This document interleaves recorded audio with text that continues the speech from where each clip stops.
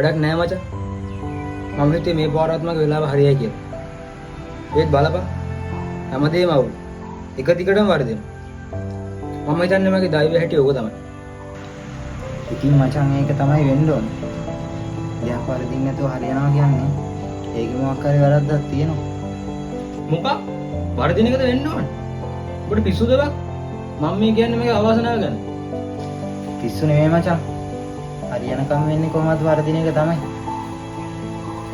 අනික හැම වැරදීමම කියන්නේ අපිට යන්න ඕන හරි පාර වෙන සලකුණක් බං. මම නම් හිතන විදිහට අවාසනාවට රිව නැගිලා ඉන්න ඕන නම් වාසනාව අපේ අත් දෙකට එනකම් බලන් ඉන්න එක මෝඩකමක් රාමිද? ඉතින් බං මැදමාවත යන එක නෙමෙයිද හොඳම දේ. දඟලන්නකින් තුවාල වෙන්නේ නැතුව බෑඩ් ලක් එක ඉවර වෙනකම් පොඩ්ඩක් සයිලන්ට් එකේ ඉඳින්න එක නෙමෙයිද බුද්ධිමත්? ඒක අලසකමක් රාමිදු. වාසනාව කියන්නේ හසින් ගන්න එකක් නෙමෙයි. ඒක අපි දෙන මහන්සියට අපිට ලැබෙන අවස්ථාවක්. අවාසනාව කියන්නේ හරියට මේ වහින වැස්ස වගේ. ඒක වහින එක අපිට නවත්තන්න බෑ. හැබැයි තෙමෙන්න නැතුව ඉන්න කුඩියක් කියලා ගන්න එක, එහෙම නැත්නම් ගේ වටේ වැටක් හදා ගන්න එක, ඒක ඔන්න අපේ අතේ තියෙන වැඩ. වාසනාව වෙනකම් බලන් ඉන්නවා කියන්නේ ඇස්සට තෙමි තෙමි දරියට වහිනවා වගේ වැඩක්.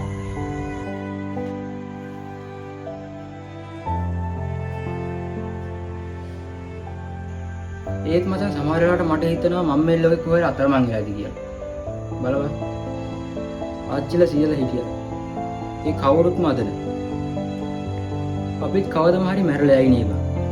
මට එක වෙලාවකට හිතෙනවා මේ මිනිස් ජීවිතය කියන්නේ දෛවය විසින් ටිකට් කඩන සංසාර ගමනේ අතරමැද තියෙන එක් නවාතැන්පලක් විතරයි කියලා. අපි මොනවා කළත් දෛවයේ লীලා තියෙන දේ නේද වෙන්න තියෙන්නේ. මෙතන උඹට වැරදුනේ නේද? මිනිස් ජීවිතය කියන්නේ ద్వාරයක් තමයි.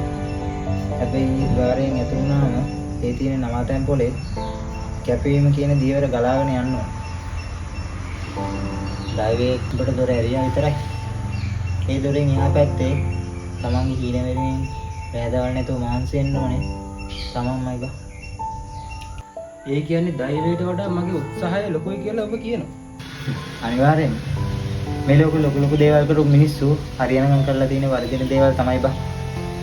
ඒ වැරදීම් නවත්තන්නේ නැතුව ඒ වැරදීම් වලින් පාඩම් අරගෙන ඉදිරියටම යන එක තමයි බං කැපවීම කියන්නේ.